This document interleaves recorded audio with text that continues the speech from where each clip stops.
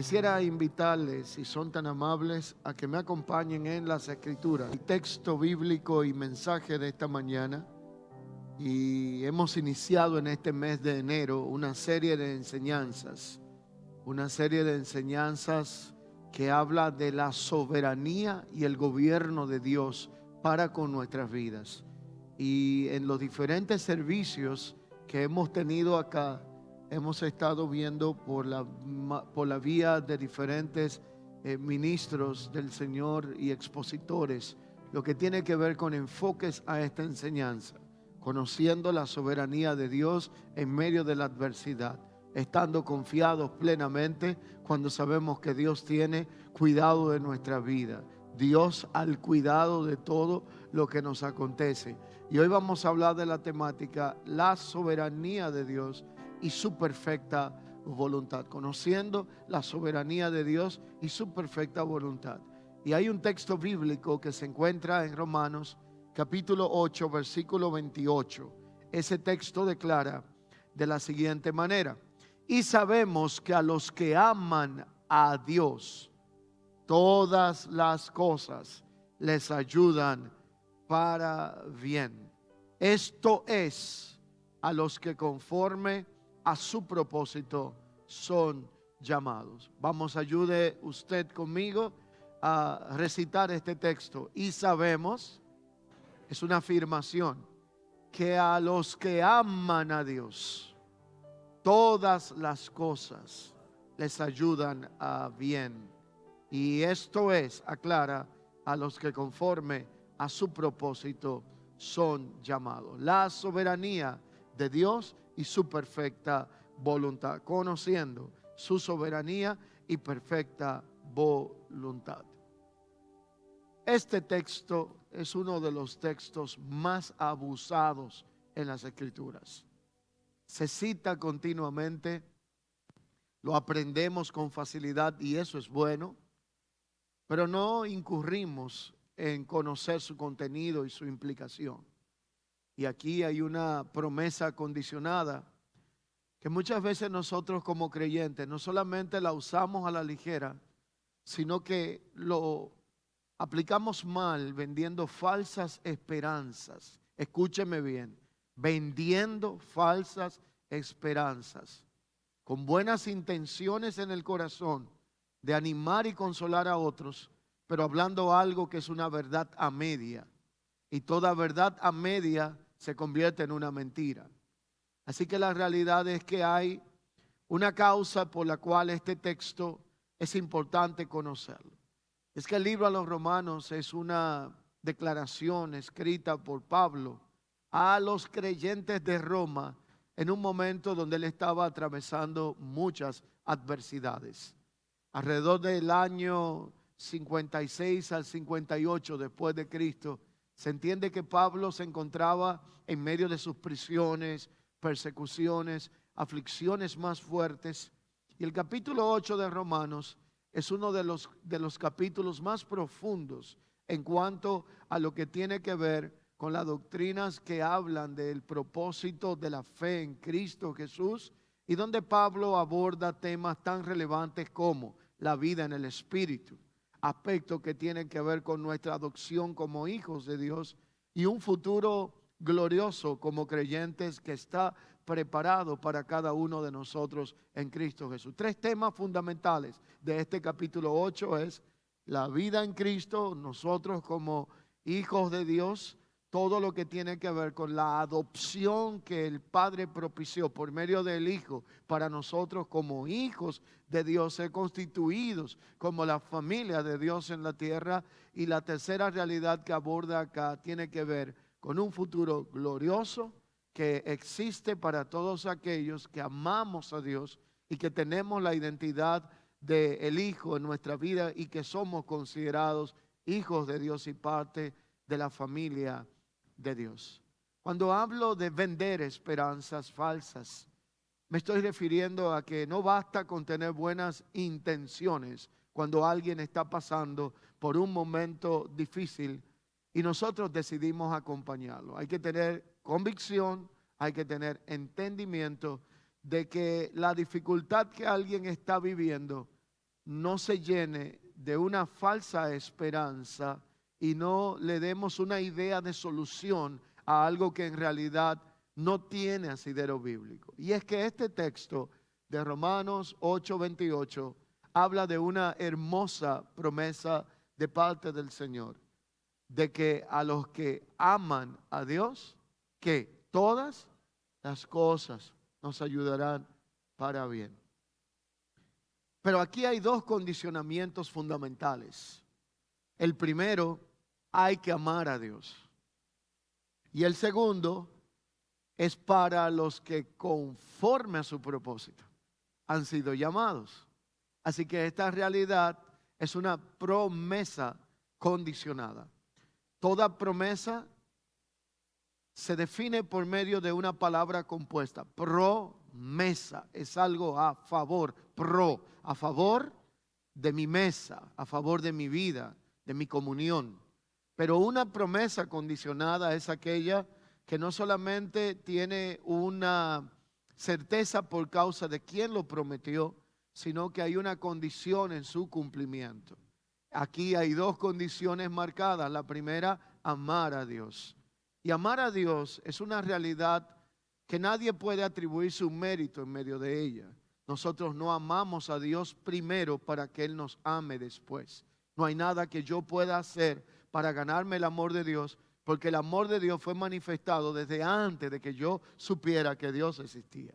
Por lo tanto, no amo a Dios para que Él me ame más, sino que lo amo como resultado a que Él me amó primero. Y esto cambia las ecuaciones y cambia el resultado de mi comprensión y afecta lo que tiene que ver con un mérito desmedido en mi corazón, que se puede convertir en orgullo espiritual o en algún tipo de orgullo religioso por pensar que porque yo amo a Dios tengo más o he logrado más o he sido librado de más cosas. Pero el tema aquí es que mi amor por Dios es el resultado de que Dios me amó a mí, a usted, a todos nosotros, mucho antes de que nosotros lo supiésemos.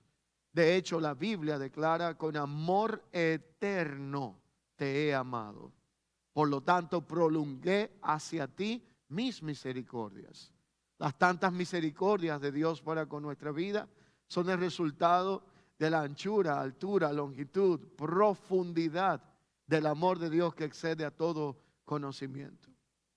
De no haber sido por el amor de Dios manifestado por medio de su misericordia, ninguno de nosotros estuviéramos en este lugar. Yo no pudiese estar en esta plataforma. Ninguno de los que estaban cantando y tocando pudiesen estar acá, y probablemente ninguno estuviéramos acá.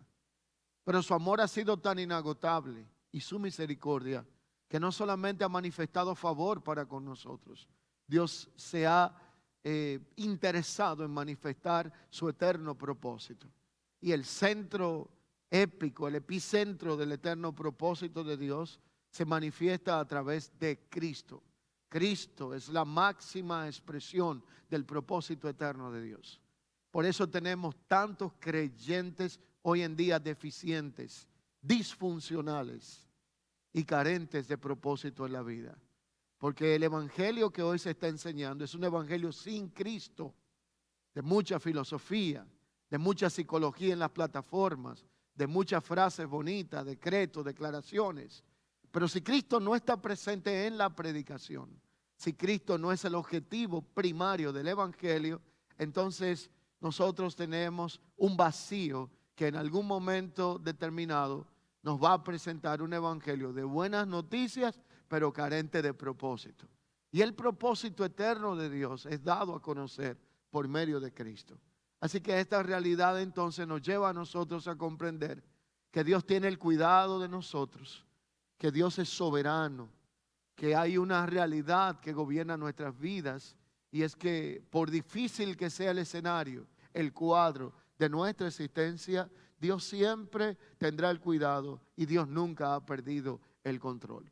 Y estas son verdades relevantes para iniciar un año, para evitar decepciones innecesarias, para evitar nosotros llegar a etapas donde creamos que Dios se ha olvidado de nosotros en medio de nuestros procesos. Lo que pasa es que en medio del proceso a veces no entendemos por qué Dios permite las cosas, cuál es la realidad detrás de cada acontecimiento en nuestra vida.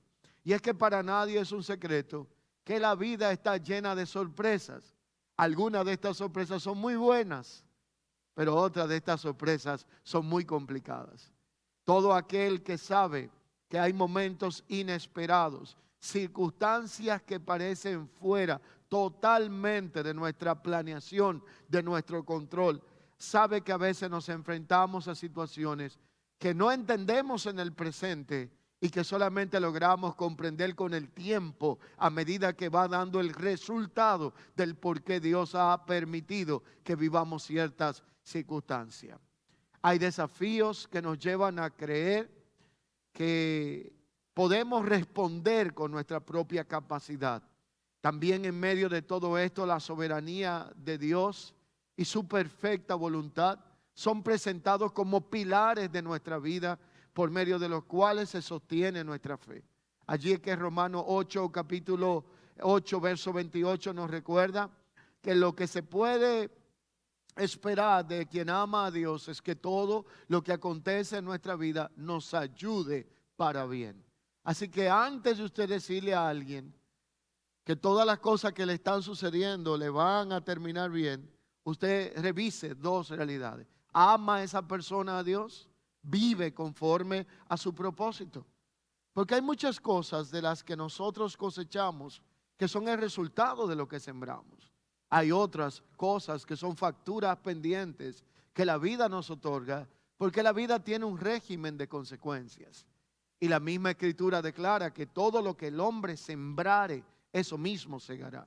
Así que si una persona padece por malhechor, homicida, entrometerse en lo ajeno, eso es lo que dice la Biblia, entonces tiene que tener un régimen de consecuencias. Hay una acción que conlleva una respuesta. Pero cuando uno padece por hacer la voluntad de Dios, entonces se encomienda su alma al fiel Creador. Son dos cosas diferentes.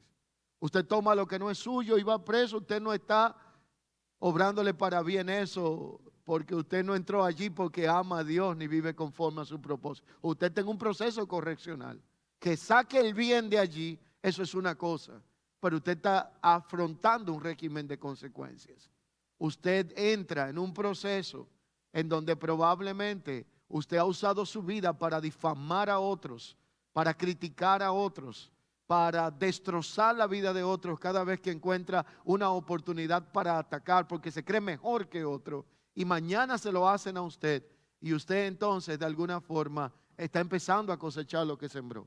Y puede ser que haya un buen resultado de esto, pero esto no es porque uno ama a Dios que lo hace.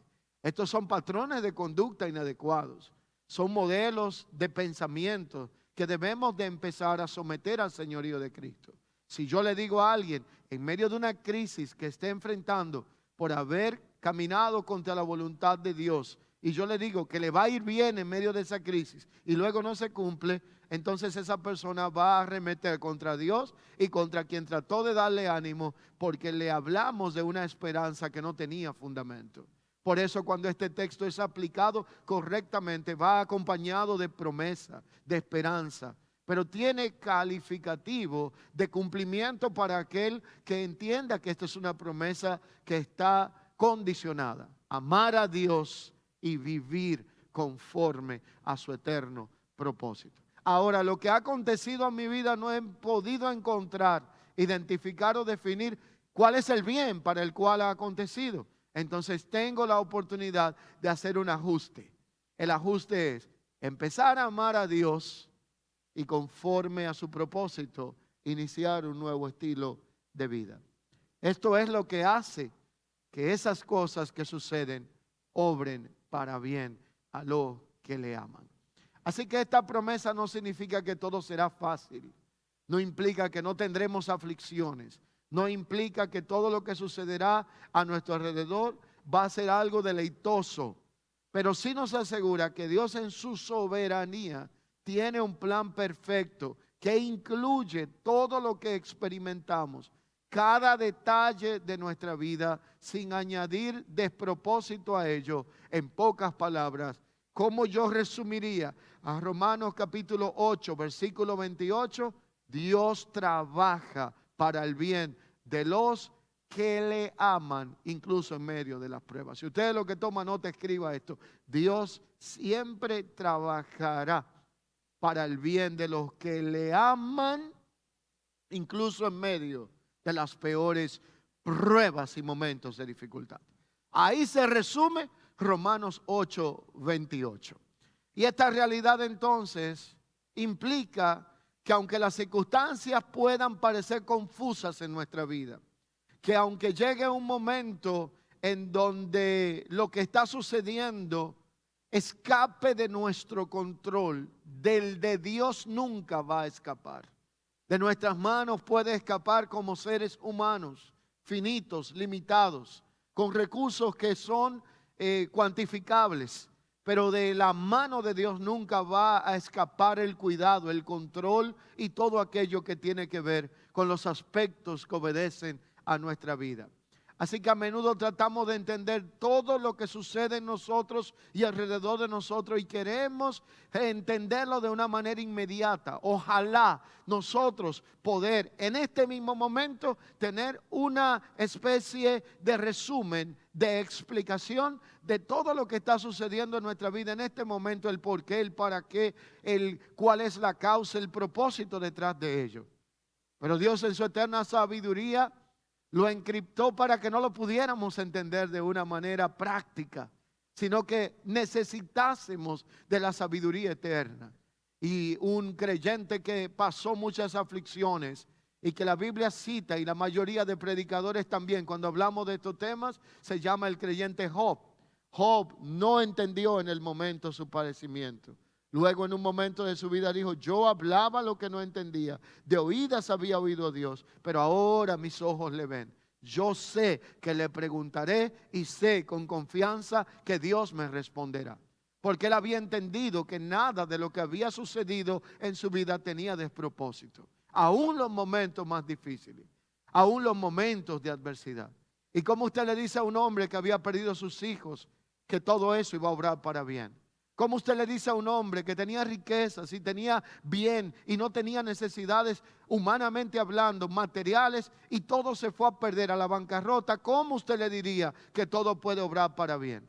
¿Cómo usted le diría a un hombre que lo único que le quedó fue su esposa, y su esposa, en vez de ser una ayuda idónea, le decía maldice a Dios y muérete? Al igual que sus amigos, que con amigos como los que tenía Job, usted no necesita enemigos nunca en la vida. Con ellos usted tiene suficiente aflicción porque no contribuían al propósito.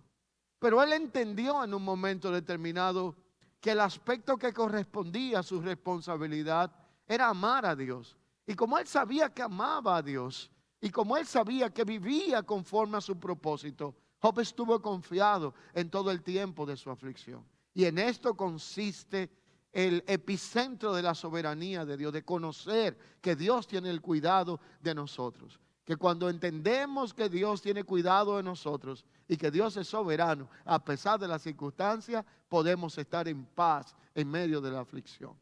Vamos a experimentar reposo, aunque se levante contra usted guerra.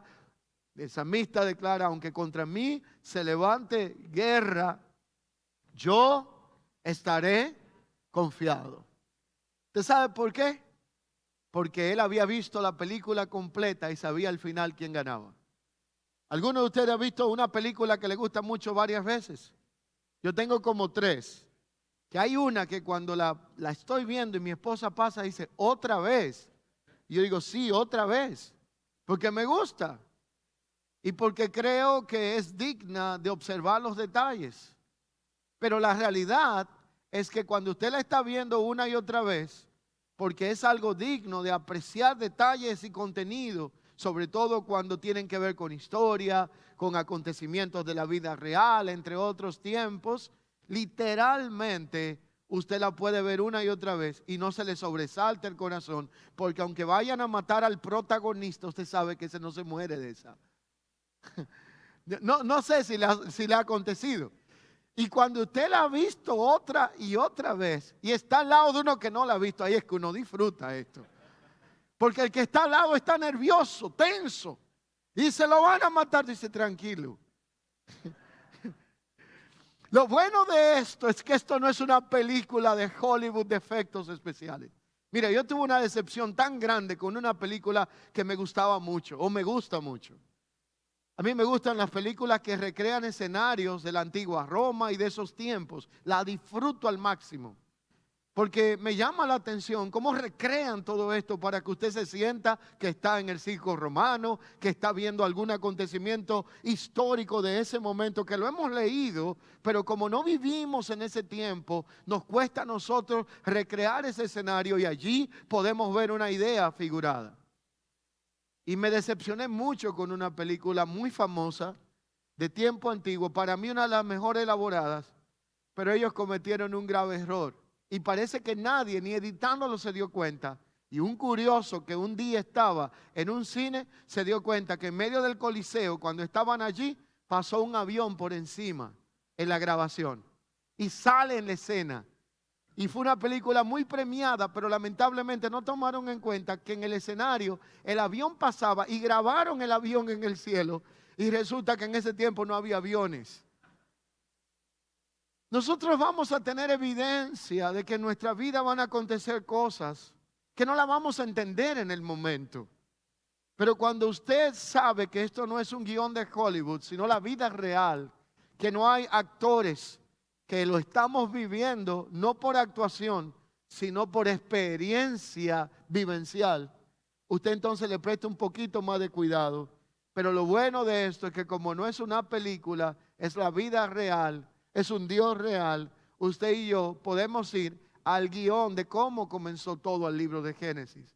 Pero si usted quiere se va hasta Apocalipsis y sabe cómo terminará todo. Sabe que el que vino como siervo volverá como rey.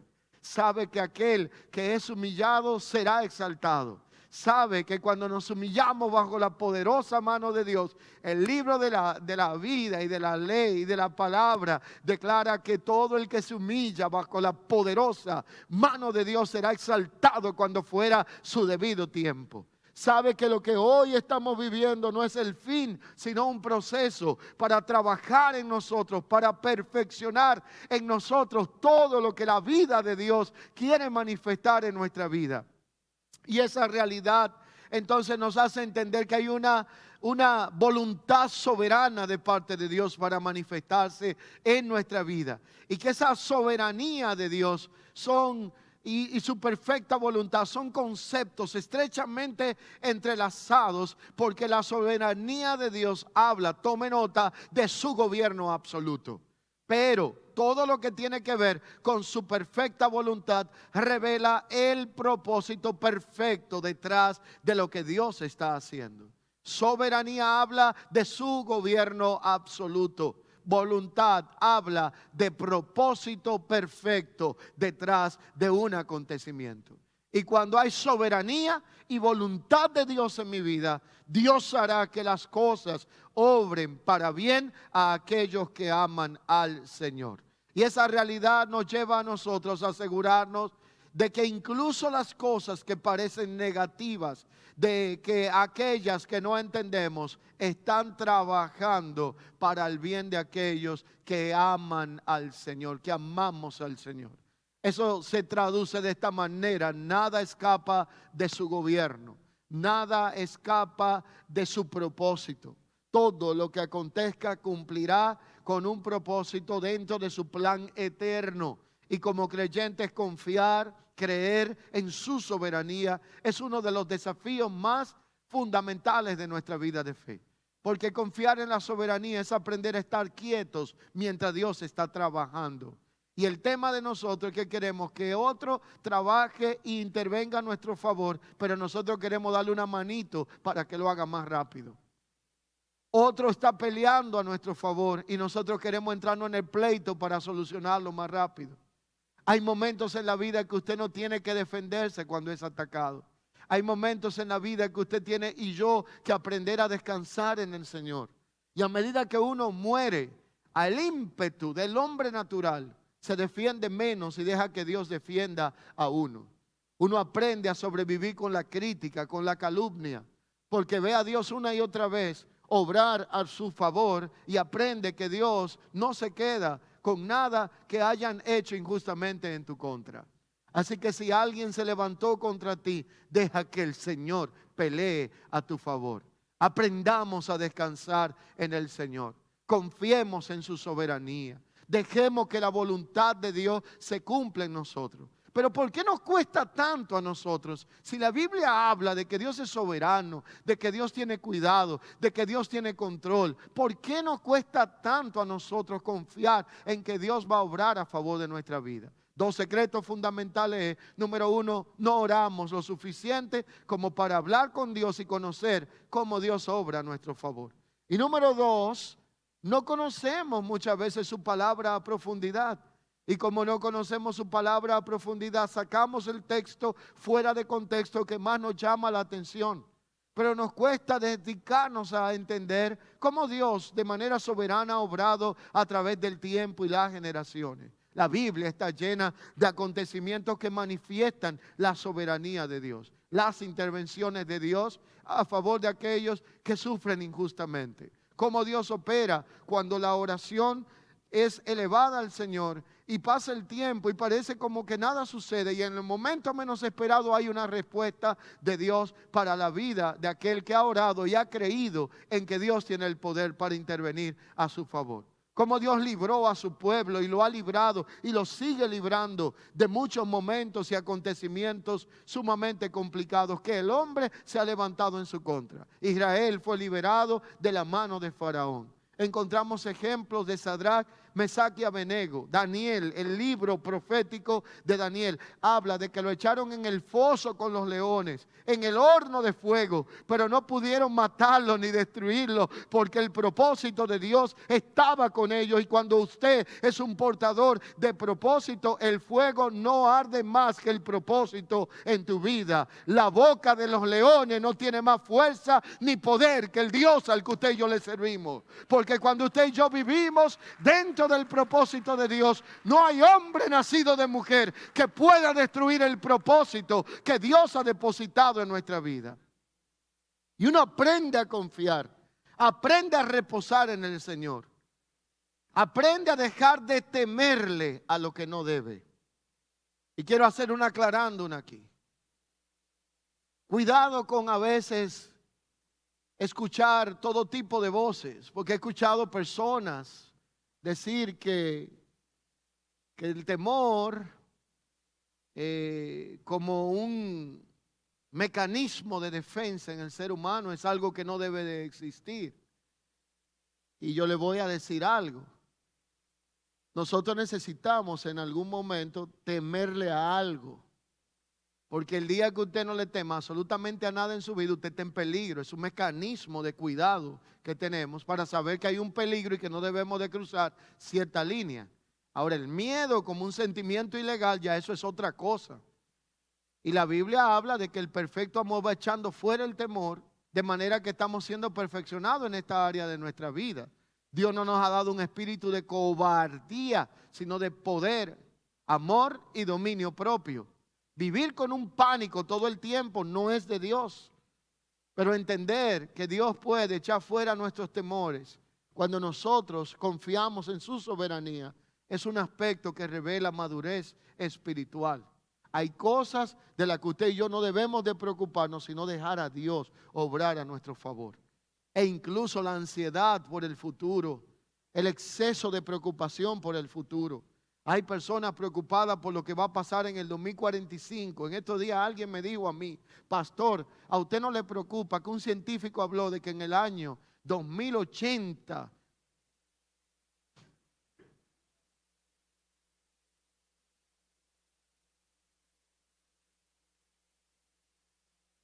imagínese usted? Y yo le dije: estaremos aquí de aquí al 80.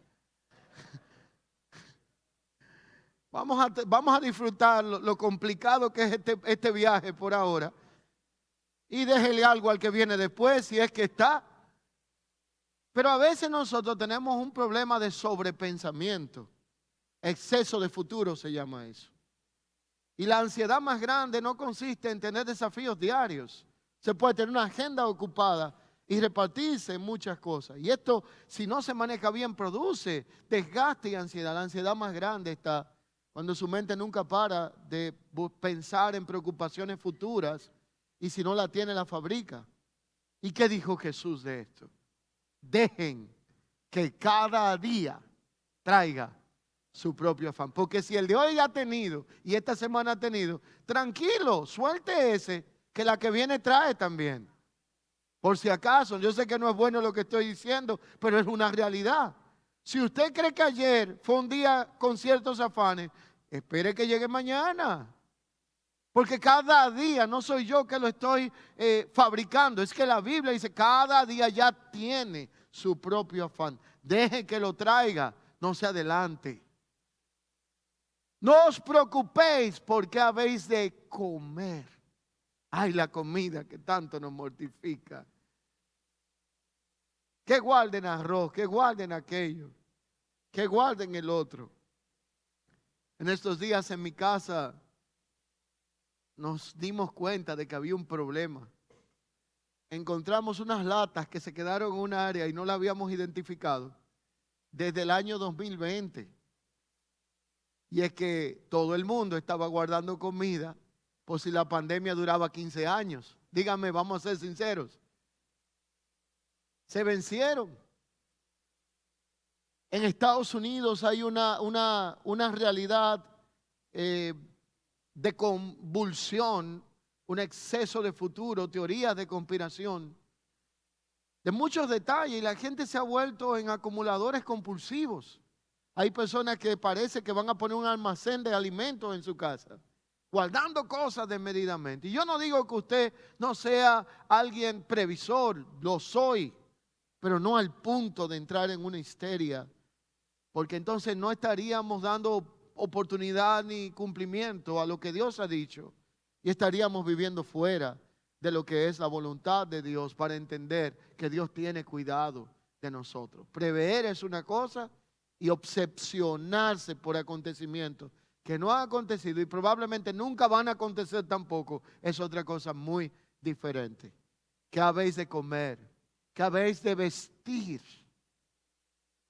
¿O qué va a suceder en el día de mañana? Y Jesús lo plantea muy fácil. Miren las aves del campo. Miren los lirios del campo. No mire unos que hay por ahí que están secos. Los que están bonitos, mírenlos. Miren los lirios del campo. No trabajan, no se afanan, no se preocupan. Dios los viste. Y ni a Salomón vistió de tanta gloria como lo vistió a ellos. La realidad es que la soberanía de Dios produce reposo en nuestra vida. Ese reposo no es sinónimo de negligencia, de falta de proactividad.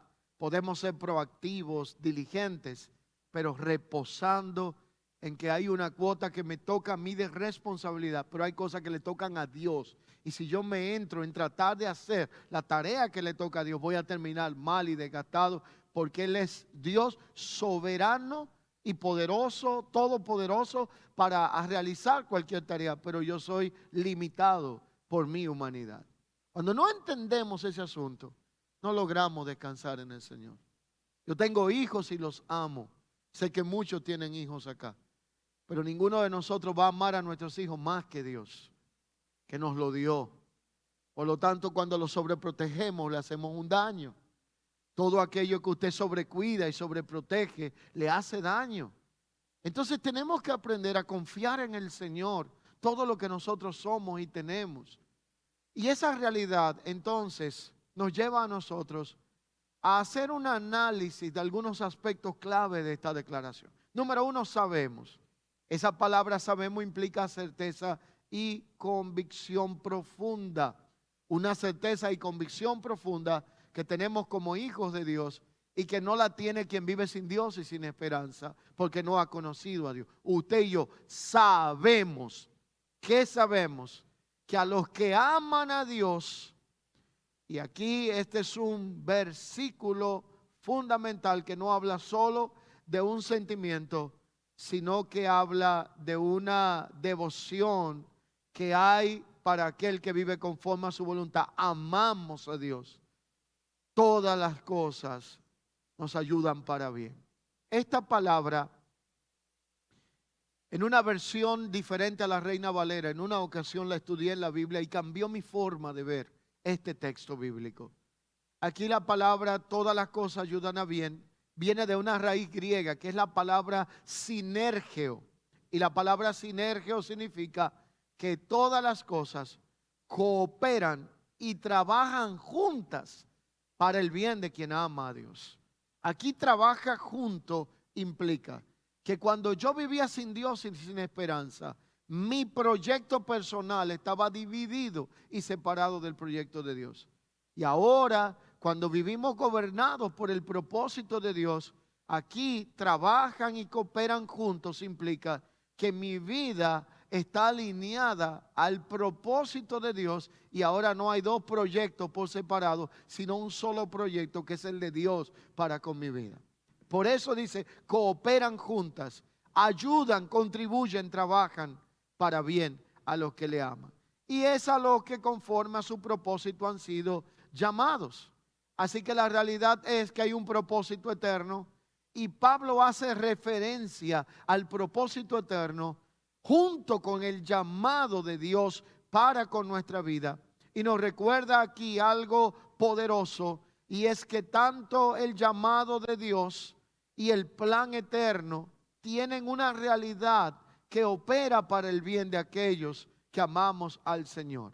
Esto no está limitado por circunstancias, no está limitado por ningún tipo de acción humana. No hay hombre, ni hay infierno, ni hay tiniebla que pueda invalidar el propósito de Dios en nuestra vida. El propósito de Dios se cumplirá aunque sea en contra de la corriente.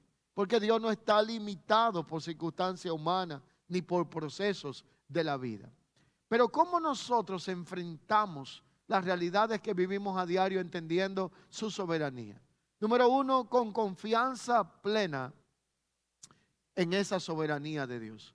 Nuestra confianza, dice la Biblia, tiene un gran galardón. Y es que debemos de aprender a ver nuestra vida a la luz y bajo la soberanía de la voluntad de Dios. No siempre vamos a comprender todo lo que ha sucedido o sucede en nuestra vida, pero podemos confiar en que Dios siempre va a darnos un fin maravilloso conforme a su propósito. Y lo segundo que podemos hacer en medio de los procesos de la vida es tener seguridad en medio de las pruebas y las dificultades. Allí es donde el punto de partida es que todos vamos a enfrentar momentos de incertidumbre, sufrimiento, dolor. Y una de las preguntas más críticas que nos hacemos todos en un momento, ¿cómo un Dios bueno puede permitir que alguien sufra si Él es soberano? Estas son una de las preguntas fundamentales que muchas veces nos hacemos. Y allí es donde Romanos nos asegura que el tema es que Dios trabaja para el bien de aquellos que le aman y que en medio de pruebas y dificultades su propósito se cumplirá. Que Él tiene el control absoluto de todo lo que acontece en nuestra vida y que la voluntad perfecta de Dios es para el bien de aquellos que le aman y le temen. El Salmo 103, verso 19 dice, Jehová estableció en los cielos su trono y su reino domina sobre todo.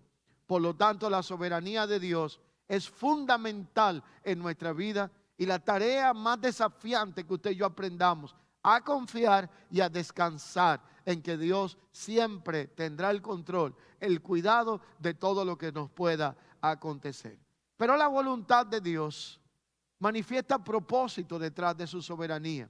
Allí es donde la soberanía de Dios significa que si Él tiene el control absoluto de lo que acontece en el universo, Isaías capítulo 46, 10 dice, mi consejo permanecerá, haré todo lo que quiero, y esto implica que nada se escapa de su dominio y su voluntad perfecta siempre será infalible o incuestionable.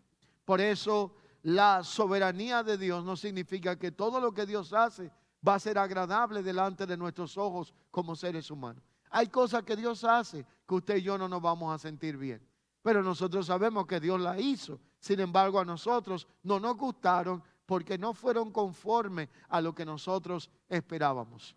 Y esto implica situaciones difíciles y aspectos que vivimos en nuestra vida. Pero aquí hay un factor sumamente determinante. Se llama la voluntad de Dios.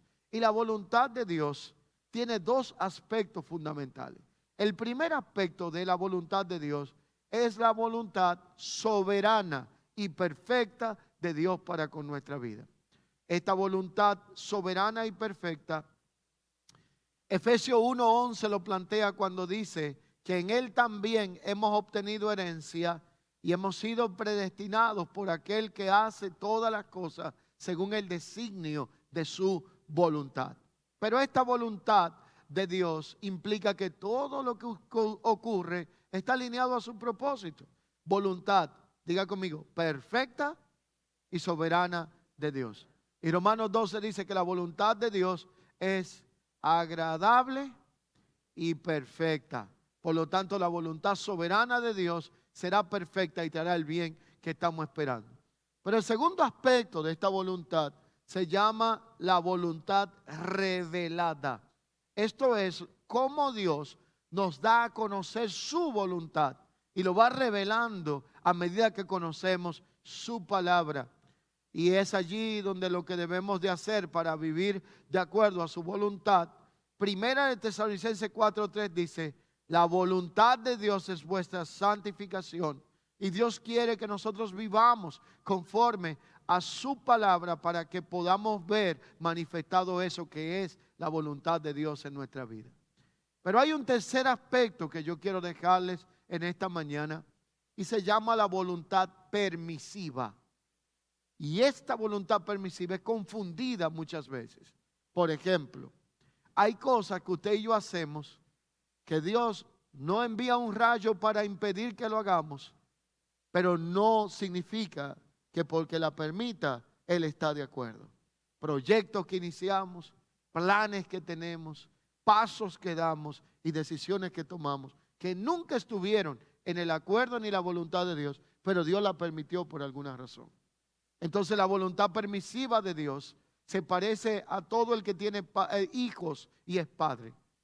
No sé si a usted le ha pasado en algún momento de la vida, pero el que tiene hijos, los que tenemos hijos sabemos que hay momentos que nuestros hijos nos dicen, quiero hacer tal cosa y usted no está de acuerdo y le dice que no. Y vuelve otra vez y te peinan, las hembras sufren de eso con los papás, los peinan a uno sin tener cabellos o con cualquier situación, pero vienen y te dan un cariño y te quitan los zapatos si son más pequeños, hacen lo que sea y vuelven y te plantean lo que querían hacer y usted le dice que no. Y después vienen y te buscan un vaso de jugo y te vuelven a plantear la misma cosa, pero ahora como con otras palabras para ver si usted le dice que sí y usted sabe que no le conviene.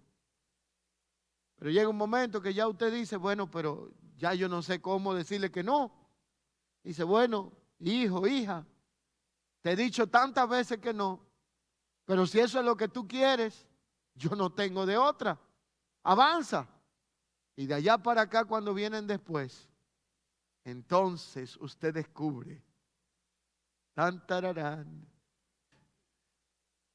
y ellos descubren que había un cuidado por algo que usted sabía, que estaba viendo, que ha experimentado, que ha vivido y que quiere evitar la aflicción, pero ellos no lo pudieron entender.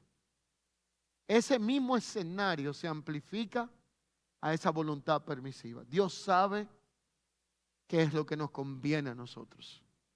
Hay proyectos que no se dañaron porque usted no hizo su parte, es que Dios no lo permitió porque te ama. Hay pasos que nunca diste y no fue porque no tenías el anhelo de hacerlo, es que Dios no lo permitió porque te ama.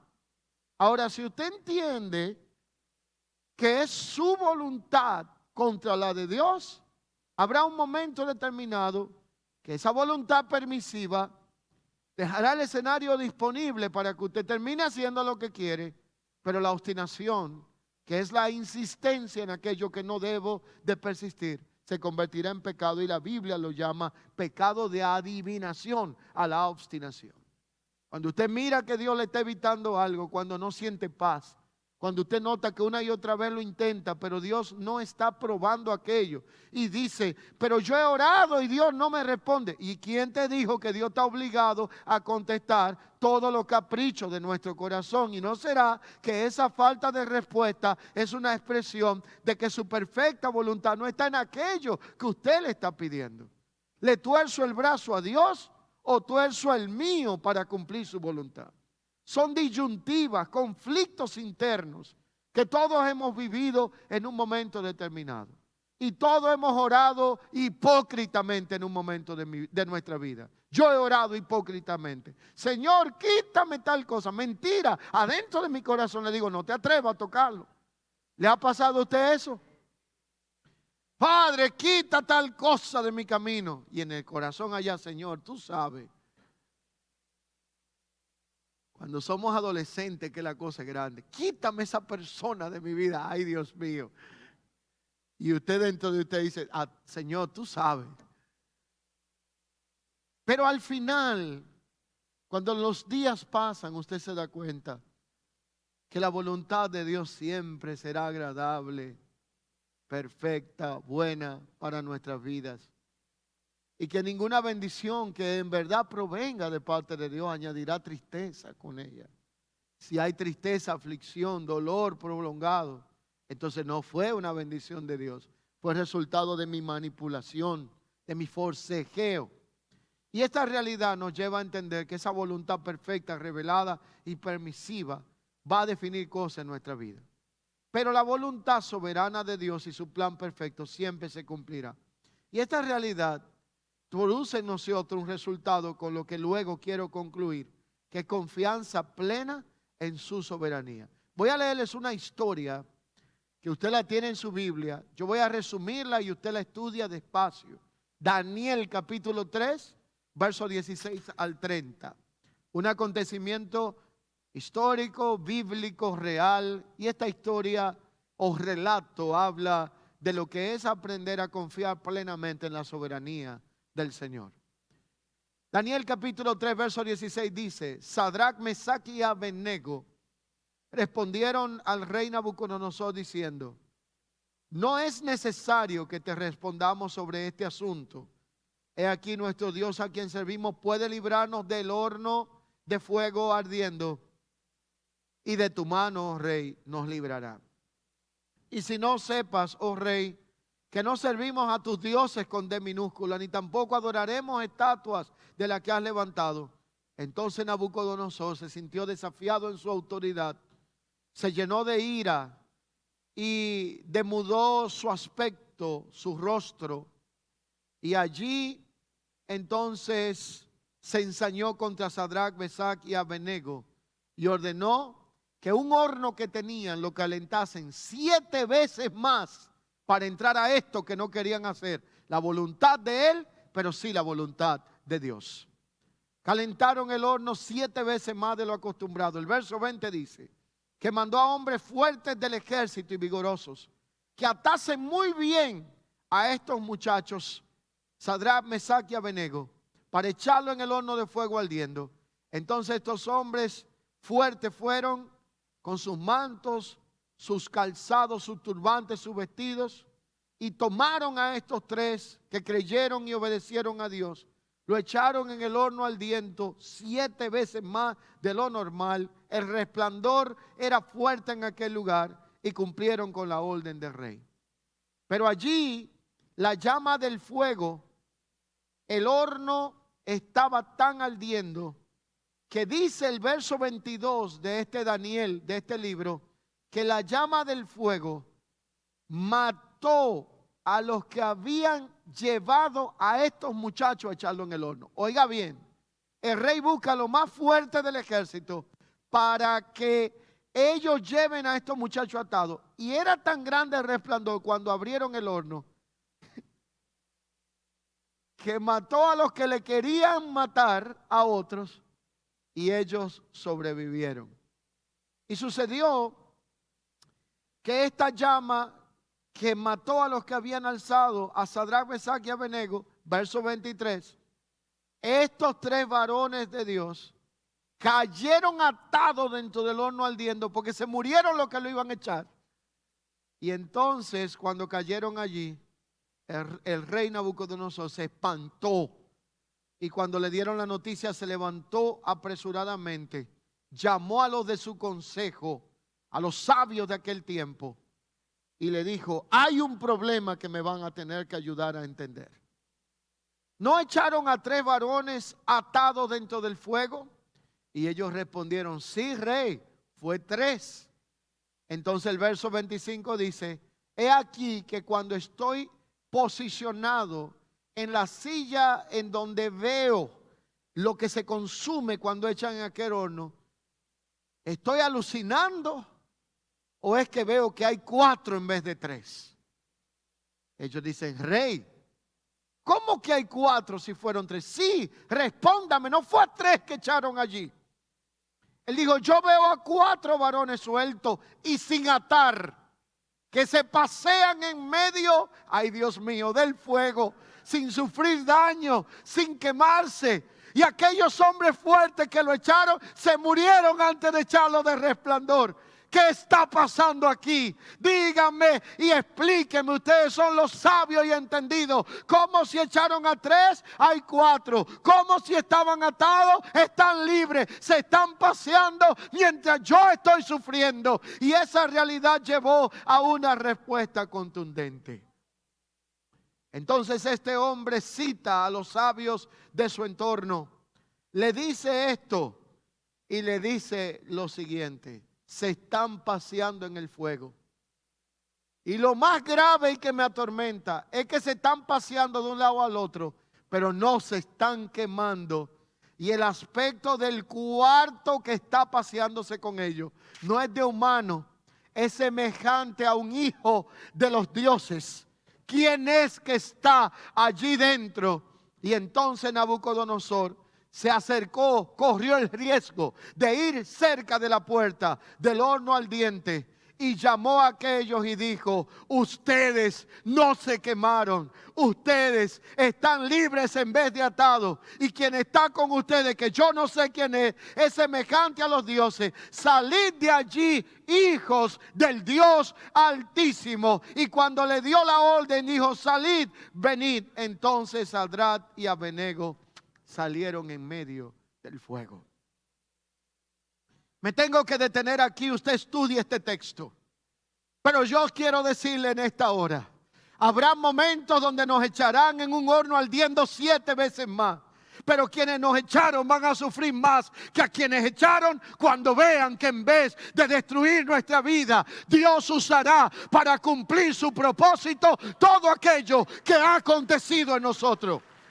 Cuando aquellos que te desean el mal vean que Dios te está bendiciendo, se van a mortificar. Pero el detalle es que se preguntarán: ¿cómo si echamos 3 hay 4? ¿Cómo si estaban atados están libres? ¿Cómo si aquellos que deseaban el mal están más mal que a quien se lo deseaba? Entonces la palabra de aquel que maldijo la vida de aquellos jóvenes fue: sáquenlos de allí. Por lo tanto, el mismo que declaró tu ruina tendrá que reconocer la fidelidad de Dios a favor de nuestra vida cuando vea su soberanía obrando a nuestro favor. Dile al que está a tu lado: salte de ahí, que ese no es tu lugar. Tu lugar no es con los que se quejan, tu lugar no es con los que están culpando a Dios, tu lugar no es con aquellos que están frustrados porque están en una prueba y un proceso. Tu lugar es sentarte a ver a Dios obrando a favor de su vida, porque servimos y creemos a un Dios soberano. Por lo tanto, en vez de llorar y gemir en el proceso, quejándonos y buscando un culpable, nos vamos a sentar al lado donde el rey está, para poder ver la victoria de Dios obrando a favor de nuestra vida. Y si como yo me voy a sentar al lado del rey, no es de Nabucodonosor. ¿O no ha leído usted un texto que dice que Cristo, cuando venció en la cruz, tomó el acta de los decretos que nos eran contrarias, la quitó de en medio, la anuló, ascendió el mismo que descendió, y está hoy sentado a la diestra del trono del Padre. Y usted quiere que le diga que es lo más poderoso de esa palabra. La palabra allí sentado a la diestra implica posición de gobierno y de autoridad. Déjeme decirle esta palabra.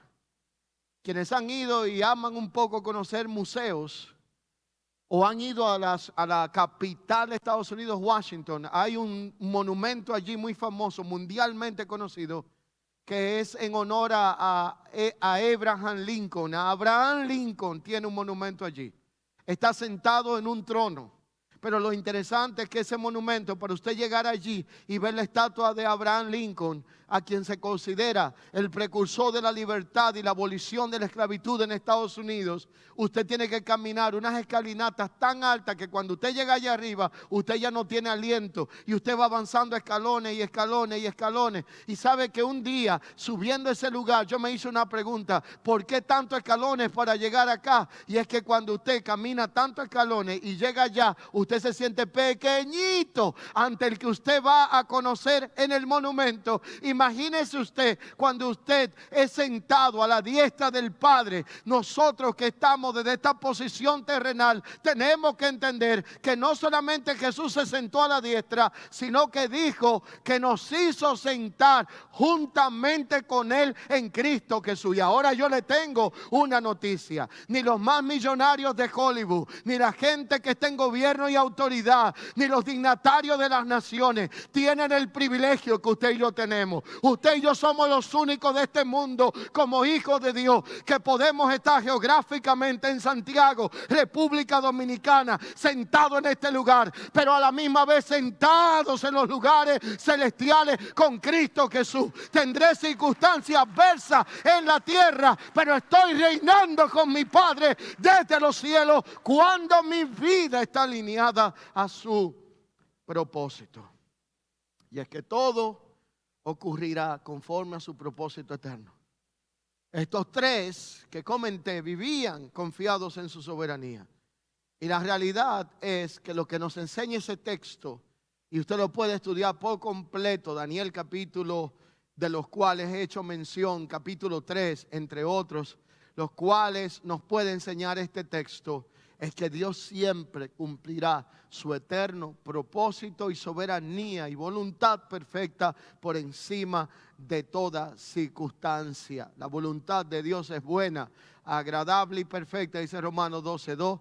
Y al final, lo que nos mantiene firme y seguro en medio de cualquier prueba y circunstancia es saber que nada se escapa del gobierno soberano y perfecta voluntad de Dios para con nuestra vida. Y como nada se escapa, usted y yo tenemos un desafío en este día.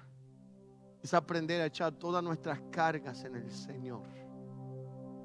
Que hoy usted salga de aquí a disfrutar un glorioso domingo.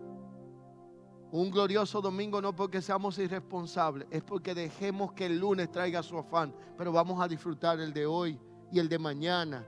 Y cada día renovamos el contrato. Y como hoy yo voy a estar reposado porque el día de mañana traerá su afán, mañana voy a estar reposado porque el martes traerá su afán, y el martes voy a estar reposado porque el miércoles traerá su afán, y este mes voy a estar reposado porque el mes que viene traerá su afán, y este año voy a estar confiado porque el año que viene traerá su afán, y aprenderé cada día a vivir más en el reposo que en la ansiedad. ¿Por qué nos turbamos tanto nosotros? Si quienes viven sin Dios y sin esperanza a veces confían en su cuenta de banco, confían en su poder, en su autoridad y en sus recursos. ¿Por qué quienes tenemos un Dios tan poderoso que le llamamos Padre y nosotros somos llamados hijos, no podemos confiar en que Él tiene cuidado de nosotros y gobierna sobre todas circunstancias de nuestra vida? La soberanía de Dios, el conocerla, nos guiará a vivir, anhelar vivir conforme a su perfecta voluntad.